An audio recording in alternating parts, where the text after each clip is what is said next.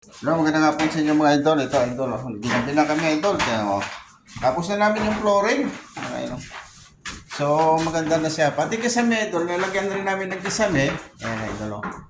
So, bilis lang namin na ginawa. Nag-overtime lang kami, mga idol, mga 1 hour. Ito si masipag nating kaibigan na dito na nagwawalis. Ayan. Ayan, idol, ha.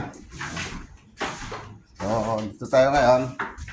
Shoutout nga pala sa inyo dyan, idol. Ito si, natakot sa camera kasi, siya, idol, idol, natapos.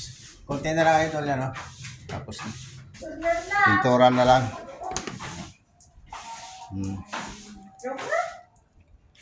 Yan, idol, Maraming salamat, idol, sa mga suporta nyo at sana tuloy-tuloy suporta nyo sa akin. Then, ako tuloy-tuloy suporta ko sa inyo, mga idol. Huwag nyo lang tayo magsawa.